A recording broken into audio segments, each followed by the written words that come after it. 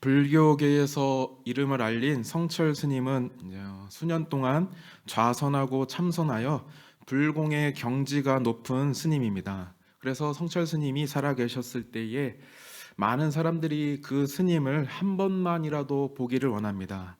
그런데 성철 스님을 만나는 것이 참 어렵습니다. 아무리 대통령이라 할지라도 성철 스님을 만나려면 불상 앞에서 1000번씩 절을 해야 만나줬다고 합니다. 누구든지 그 스님을 만나려면 많은 노력이 필요합니다. 이러한 맥락에서 볼 때 불교를 비롯한 많은 종교들이 비슷합니다. 사람의 노력을 매우 중요하게 여깁니다. 자기들이 믿는 신의 이 은혜를 얻기 위해서 많은 노력을 해야 합니다. 3000번의 절을 하고 매일 새벽에 일어나서 기도하고 열심히 빌고 자신의 몸을 힘들게 하면서 고행을 해야 합니다. 그러나 우리가 믿는 이 기독교는 세상 종교들과 다릅니다. 우리 하나님은 이 세상의 우상들과 다릅니다. 인간의 노력이나 대가를 요구하지 않습니다. 하나님이 나를 구원하신 것은 모두 하나님의 은혜입니다. 또 나를 만나주시고 지금까지 이끄신 것도 오직 하나님의 은혜입니다. 나의 어떠함이 아닙니다. 우리가 이 은혜 때문에 지금까지 살아오고 있습니다. 특별히 창세기를 보면 이 은혜라는 단어가 23번 나옵니다. 여기서 이 은혜는 받을 만한 자격이 없는 사람이 무엇인가 받는 것을 말합니다. 그래서 은혜는 하나님의 선물입니다. 하나님이 묻지도 따지지도 않고 우리에게 주셨기 때문입니다. 그런데 여기서 우리가 주목할 것이 있습니다. 창세기에서 나타난 이 은혜라는 단어의 3분의 1, 즉 8번이 야곱을 통해서 나옵니다. 특별히 야곱을 통해 나타난 이 8번의 은혜가 모두 창세기 32장과 33장에 모두 나옵니다. 이것은 곧 야곱이 이때의 하나님의 은혜를 많이 경험했다는 뜻입니다. 그래서 창세기 32장과 33장에서 야곱에게 대체 무슨 일이 있었나 살펴봤더니 지금 야곱에게 큰 위기가 닥칩니다. 야곱을 죽이려고 하는 형 에서가 지금 400명의 군사를 이끌고 옵니다. 이때 당시에 군사 400명은 지금 우리 눈으로 볼 때는 매우 적은 숫자 같지만 당시에는 상당히 많은 숫자입니다. 당시 그 지역 도시 국가들의 군대가 보통 300명에서 400명입니다. 그래서 아브라함이 조카 롯을 구하러 갈 때에도 318명을 끌고 가는 겁니다. 즉 에서가 많은 군대를 이끌고 야곱을 만나러 갑니다.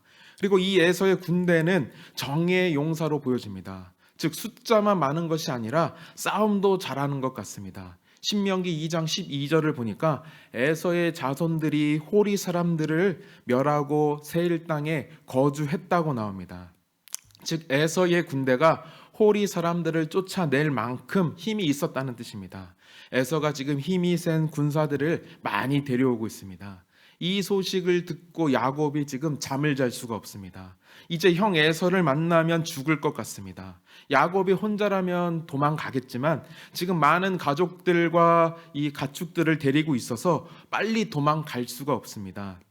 지금 야곱에게 큰 위기, 큰 어려움이 생깁니다.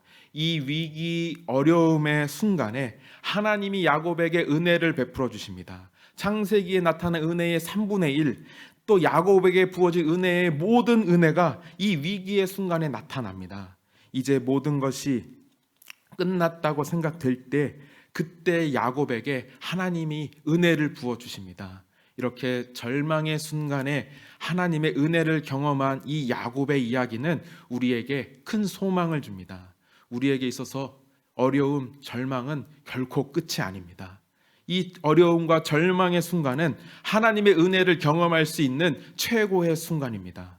내가 아무것도 할 수 없다고 느낄 때 그때가 바로 하나님의 때입니다. 이사야 49장 8절 말씀을 보면 그래서 이렇게 나옵니다. 여호와께서 이같이 이르시되 은혜의 때에 내가 내게 응답하였고 구원의 날에 내가 너를 도왔도다. 방금 이 말씀에 나온 것처럼 하나님이 우리에게 은혜를 주시는 때가 있습니다. 이 은혜의 때를 기다리는 저와 우리 성도님들 되시길 바랍니다. 어떠한 고난의 순간에 이 순간이 닥쳐올지라도 포기하거나 절망하지 말고 하나님의 은혜의 때를 기다리며 소망을 갖고 살아가는 저와 여러분 되시길 바랍니다. 특별히 지금 이 시기는 코로나 바이러스 때문에 모두가 어려움을 겪고 있습니다. 이러한 시기에 하나님이 주시는 은혜로 말미암아서 오늘 하루를 넉넉히 이기고 살아가는 우리 온세계교회 성도님들 되시길 바랍니다. 이제 오늘 말씀에서 첫 번째 나눌 것은 이겁니다. 하나님의 은혜가 더해지면 우리의 삶에 과연 어떤 일이 벌어질까입니다. 하나님이 우리에게 은혜를 주시면 우리의 삶에 인생 역전이 일어납니다. 즉 쉽게 설명하면 나를 힘들게 했던 일이 나에게 도움을 주는 일로 바뀌고 나에게 원수 같던 사람이 나를 도와주는 사람으로 바뀔 수 있습니다. 오늘 야곱에게 이러한 은혜가 일어납니다. 오늘 본문 12절을 보면 이렇게 나옵니다.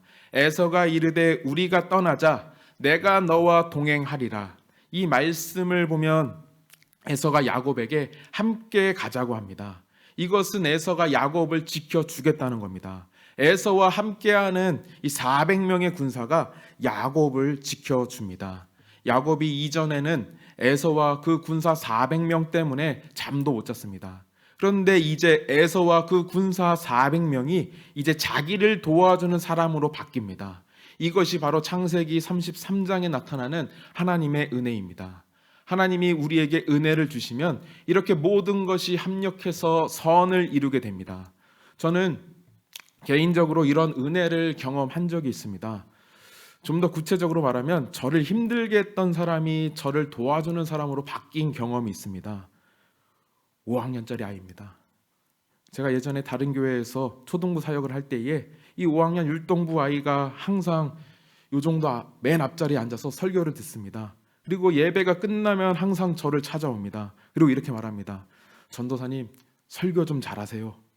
그래가지고 월급이나 받겠어요. 더 재밌게, 더 신나게 한번 해보세요. 사역자에게 있어서 설교는 자존심입니다. 아무리 설교 못해도 이렇게 대놓고 들으면 진짜 기분 나쁩니다. 그것도 어린아이한테 들으면 더 기분 나쁩니다. 당시에 그 아이 때문에 결국 제가 정말 많이 노력합니다. 여기저기서 재밌는 이야기 막 찾아오고 그림도 찾아오고 한 번은 설교하러 올라갈 때 이 강대상에서 덤블링하여서 굴러서도 한번 와보고 정말 많이 노력합니다. 그때 만약 그때에 비해서 제가 지금 설교가 조금이라도 발전했다면 그것의 70%는 바로 그 아이 덕분입니다.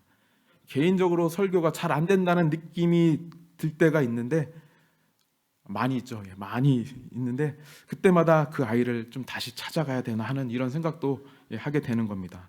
아무튼 당시에 그 아이 때문에 개인적으로 참 많이 힘들었는데 막 욕도 하고 발로 걷어차기도 하고 막 그랬던 기억이 있습니다. 하지만 세월이 지나면서 달라집니다. 그 아이가 이제 다른 부서에 올라갔는데도 제가 하는 행사 때마다 와서 조장으로 섬기고 많이 도와줍니다. 또 제가 다른 교회로 사역을 옮기고서도 꾸준하게 그 아이가 매년 생일 때마다 축하 문자를 보내주고 결혼할 때도 축하한다고 연락을 보내줍니다. 저는 이게 하나님의 은혜라고 생각합니다. 이제 사춘기 들어선 이 여자아이를 제가 어떻게 바꿀 수 없습니다. 하나님이 그 마음을 만져주시고 은혜를 베풀어서 바뀌었다고 생각합니다.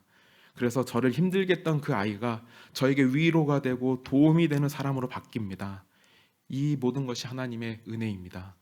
이러한 은혜는 나중에 사도 바울을 통해서도 나타납니다. 사도 바울은 원래 예수님을 괴롭혔던 사람입니다.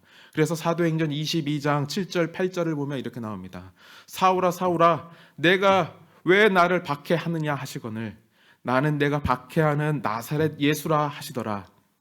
이렇게 사도 바울은 예수님을 괴롭히던 자입니다. 하지만 이랬던 바울이 누구보다도 열심히 예수님을 섬기는 전하는 사도가 됩니다. 예수님을 괴롭히던 바울이 예수님을 돕는 자가 됩니다. 이 놀라운 변화는 어떻게 해서 생길 수 있는 건가? 이것이 바로 하나님의 은혜입니다. 그래서 고린도전서 15장 9절 10절에서 바울이 이렇게 고백합니다. 나는 하나님의 교회를 박해하였으므로 사도라 칭함받기를 감당하지 못할 자니라. 그러나 내가 나된 것은 하나님의 은혜로 된 것이니 내게 주신 그의 은혜가 헛되지 아니하여 내가 모든 사도보다 더 많이 수고하였으나 내가 한 것이 아니요 오직 나와 함께 하신 하나님의 은혜니라. 지금 이 10절 말씀에서 바울은 은혜를 3번이나 반복합니다.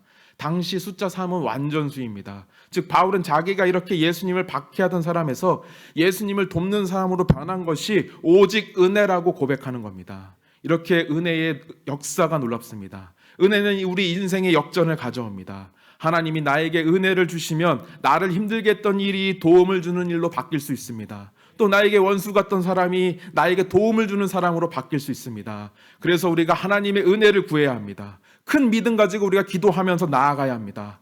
하나님, 지금 내가 너무나 힘듭니다. 그래서 나를 힘들게 하는 일이 없어지면 좋겠습니다. 이렇게 기도하는 것도 좋습니다. 하지만 우리가 하나님께 더 큰 은혜를 구해서 기도하는 것은 하나님, 이 어려운 일이 나에게 오히려 도움을 주는 일로 바꾸어 주세요. 이것이 우리의 기도가 되기 원합니다. 또 나를 힘들게 하는 사람이 있다면 하나님, 내가 그 사람 만나지 않고 피하고 싶습니다. 이렇게 기도할 수도 있지만 하나님이 나에게 더 큰 은혜를 부어주신다면 지금 나를 힘들게 하는 저 사람, 지금 나를 어렵게 하는 저 사람이 오히려 나에게 도움을 주는 사람으로 바뀌게 해주세요. 이렇게 더 큰 믿음을 가지고 기도하는 우리 성도님들 되시길 바랍니다. 하나님이 우리에게 은혜를 부어주시면 우리가 이런 놀라운 일을 경험하게 될 줄로 믿습니다. 하나님이 부어주시는 이 은혜를 통해서 이러한 인생 역전의 은혜를 경험하는 저와 우리 성도님들 되시길 바랍니다. 이제 우리가 두 번째로 생각할 것이 있습니다. 하나님이 그렇다면 이 놀라운 은혜, 이 인생 역전의 은혜를 과연 어떤 사람에게 주시느냐입니다. 과연 누구에게 이 은혜를 베풀어 주시느냐? 정답은 이겁니다. 하나님은 겸손한 사람에게 은혜를 베풀어 주십니다. 우리가 겸손할 때 하나님이 은혜를 베풀어 주십니다. 오늘 본문에서 야곱이 이러한 모습을 보여줍니다. 오늘 본문 5절을 보면 야곱이 자기의 아내와 자식들, 즉 가족들을 두고 하나님의 은혜라고 고백합니다. 또 11절에서도 야곱이 자기가 가진 재산을 두고 하나님의 은혜라고 말합니다. 야곱이 자기의 가족들과 재산을 가지고 하나님의 은혜라고 말합니다. 즉 야곱은 자기가 가진 모든 것이 하나님의 은혜라고 말합니다. 여기서 우리에게 주는 메시지가 있습니다. 지금 내가 가진 것은 어떠한 자랑도 될 수 없습니다. 이것은 내가 잘나서 받은 것이 아니라 모두 하나님의 은혜입니다. 보통 사람들은 내가 잘 되면 하나님이 축복을 주셨다고 말합니다. 그런데 이렇게 말을 할 때에 우리가 알게 모르게 깔아놓는 생각들이 있습니다. 그것은 내가 하나님의 축복을 받을 만한 무언가가 있는 사람이다라는 이 생각입니다. 하지만 오늘 본문 5절과 7절에서 야곱은 축복이라는 말을 쓰지 않고 은혜라고 말합니다. 이것은 하나님이 거저 주셨다는 겁니다. 즉 야곱은 지금 어떠한 자랑도 하지 않습니다. 야곱은 인생의 위기 속에서 더더욱 자기 자신을 낮춥니다. 야곱이 겸손해집니다. 우리가 읽은 본문 앞에 있는 창세기 32장에서 보여준 야곱의 겸손은 이겁니다. 나는 하나님 없이 살 수 없다. 이것이 바로 야곱의 겸손입니다. 창세기 32장에서 우리가 잘 아는 것처럼 야곱이 하나님과 씨름합니다. 이때 당시에 이스라엘의 씨름은 우리나라의 씨름과 이기는 방식이 다릅니다. 우리나라는 상대방이 넘어지면 이깁니다. 하지만 이스라엘의 씨름은 상대방이 포기해야 이깁니다. 아무리 많이 넘어졌어도 포기하지 않고 달려들면 승부가 끝나지 않습니다. 아마 당시에 씨름하면서 하나님은 야곱을 계속 집어 던졌을 겁니다. 그리고 야곱은 계속 하나님께 달라붙었을 겁니다. 아무리 던져져도 야곱은 자존심마저 버리고 하나님께 달라붙습니다. 이것은 야곱의 간절한 고백입니다. 나는 하나님 없이 살 수 없다. 나는 하나님 없이 살 수 없다는 겁니다. 당시 야곱은 삼촌 라반에게서 받은 많은 재산이 있습니다. 또 수많은 부인들과 자식들이 있습니다. 또 형 에서에게서 빼앗아온 축복권, 장자권이 있습니다. 모든 것을 가졌습니다. 이 모든 것을 가진 야곱이 지금 고백합니다. 그래도 나는 하나님 없이 살 수 없습니다. 이것이 바로 겸손입니다. 누구나 10억을 빚지면 하나님 없이 살 수 없다고 고백합니다. 하지만 지금 내 통장에 10억이 들어 있어도 나는 하나님 없이 살 수 없습니다라고 고백할 수 있는 사람, 그 사람이 바로 겸손한 사람입니다. 내가 10억을 빚지든지 10억을 가지고 있든지 동일하게 나는 하나님 없이는 살 수 없습니다. 이렇게 고백하는 사람이 바로 겸손한 사람입니다. 누구나 대학에 떨어지고 취업에 실패하면 하나님 없이 살 수 없다고 고백합니다. 하지만 좋은 학교에 들어가서도, 좋은 직장에 들어가서도 항상 동일하게 나는 하나님 없이는 살 수 없습니다, 이렇게 고백할 수 있다면, 이런 고백이 나온다면 그 사람이 바로 겸손한 사람입니다. 하나님 앞에서 겸손은 이겁니다. 내가 가진 것에 상관없이, 내 형편과 상관없이 항상 동일하게 나는 하나님 없이 살 수 없습니다, 이렇게 고백하는 것이 바로 겸손입니다. 오늘 하나님은 이렇게 겸손한 자에게 은혜를 베풀어 주십니다. 베드로전서 5장 5절에서 그래서 하나님은 겸손한 자에게 은혜를 베푸신다고 말씀합니다. 또 야고보서 4장 6절에서도 하나님은 교만한 자를 물리치시고 겸손한 자에게 은혜를 베풀어 주신다고 말씀합니다. 즉 하나님의 은혜를 받는 비결은 뭐냐? 바로 겸손입니다. 내가 겸손해질 때, 내가 나를 더더욱 낮출 때, 나는 하나님 없이 살 수 없습니다라는 고백이 진심으로 흘러나올 때, 그러한 사람에게 하나님이 더 큰 은혜를 베풀어 주실 줄로 믿습니다. 인생이 어려운 가운데 있을 때에 더더욱 내가 하나님 없이 살 수 없다는 고백, 그 기도를 드리는 우리 성도님들 되시길 바랍니다. 이러한 겸손을 통해서 우리 인생의 역전의 은혜가 펼쳐질 줄로 믿습니다. 지금 이 어려운 시기에 이 겸손한 기도와 고백을 통해서 하나님이 주시는 인생 역전의 은혜를 경험하는 저와 우리 성도님들 되시길 바랍니다. 이제 우리가 마지막으로 생각할 것은 이겁니다.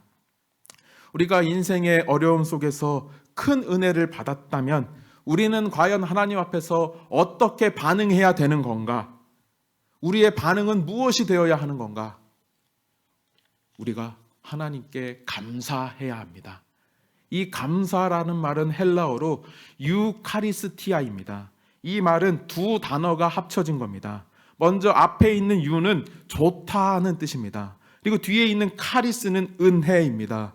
이 두 단어를 합치면 은혜가 좋다입니다. 즉 감사라는 말은 하나님의 은혜가 좋습니다, 이런 뜻입니다. 결국 감사는 하나님의 은혜에 대한 우리의 반응입니다. 야곱이 오늘 본문에서 이러한 감사의 반응을 보입니다. 야곱이 지금 하나님께 예배를 드립니다. 감사한 마음을 예배로 올려드립니다. 오늘 본문 20절에서 이렇게 나옵니다. 거기에 제단을 쌓고 그 이름을 엘렐로의 이스라엘이라 불렀더라. 여기서 엘렐로의 이스라엘, 이것은 이 뜻입니다. 하나님, 이스라엘의 하나님이라는 뜻입니다. 지금 야곱이 제단을 쌓고 하나님의 이름을 부릅니다. 당시에 제단을 쌓고 하나님의 이름을 부르는 것은 바로 예배입니다. 야곱이 자기가 받은 은혜에 감사해서 지금 무엇을 하느냐? 하나님께 예배를 드리는 겁니다. 그것도 하나님의 이름을 그냥 부르지 않습니다. 이스라엘의 하나님이라고 부릅니다. 즉 새로 바뀐 자기의 이름을 하나님과 붙여서 부릅니다.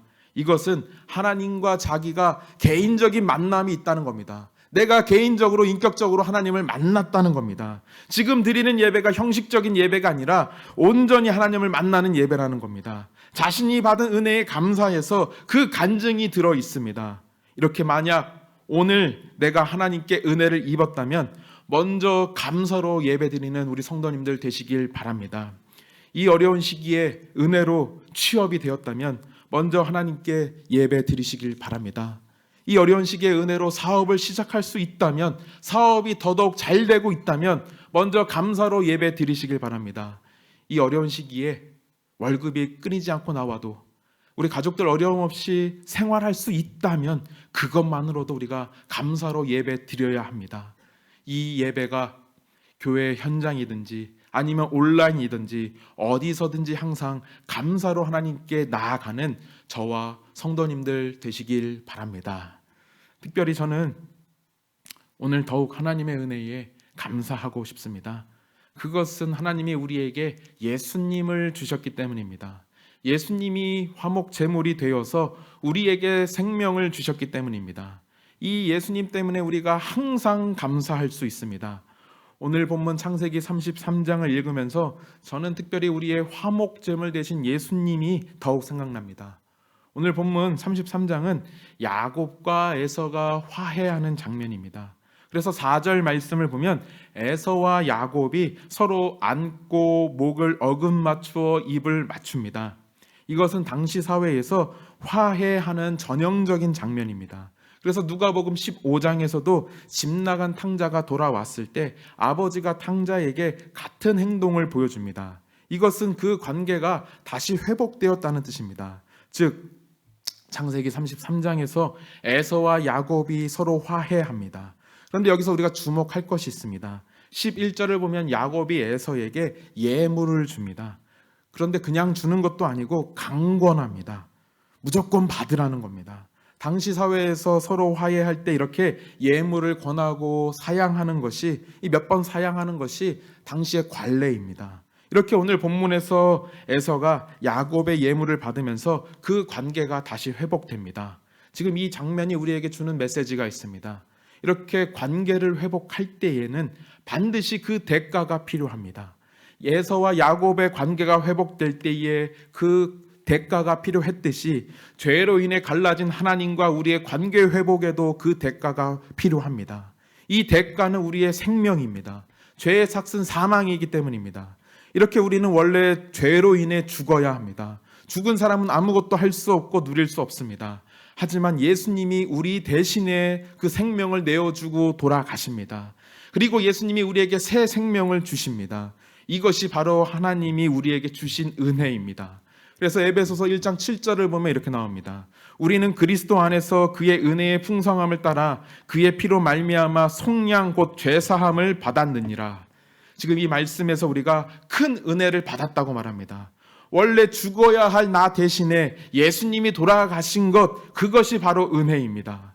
이 은혜 때문에 감사할 수 있다면 우리는 모든 것에 감사할 수 있습니다. 왜냐하면 죽는 것보다 사는 것이 낫기 때문입니다. 아무리 내 삶이 소망 없어 보이고 힘들어 보여도 죽는 것보다는 사는 것이 낫기 때문입니다. 몇 년 전에 세월호 사건이 있었습니다. 예전에 제가 사역했던 교회에서 몇 명의 아이가 죽었습니다. 비록 제가 직접 가르친 아이들은 아니었지만 아마 교회 안에서 지나가면서 몇 번은 봤을 법한 아이들입니다. 사고 당시에는 제가 다른 교회에서 사역하고 있었지만 그래도 참 마음이 아팠습니다. 그런데 그때부터, 그 사건이 있은 후부터 제가 아이들을 바라보는 눈이 달라집니다. 청소년 아이들을 섬기면서 예배 시간에 떠들고 지각하고 핸드폰 보면서 딴짓하는 아이들을 봅니다. 그러면서 얘네들이 과연 커서 뭐가 될까라는 생각이 문득 듭니다. 하지만 그 사건 이후에 이 부서 아이들을 보면서 딱 한 가지 생각만 듭니다. 살아있어서 고맙다. 예배 시간에 늦고 핸드폰 보고 지각해도 그냥 이 자리에 와서 앉아 있는 것만 봐도 고마운 마음이 드는 겁니다. 저는 우리에게 스스로에게 이러한 시선이 필요하다고 생각합니다. 지금 내 삶이 좀 엉망이고 온전하지 못해도 우리에게 주어진 모든 것이 감사입니다. 죽는 것보다 살아있는 것이 낫기 때문입니다.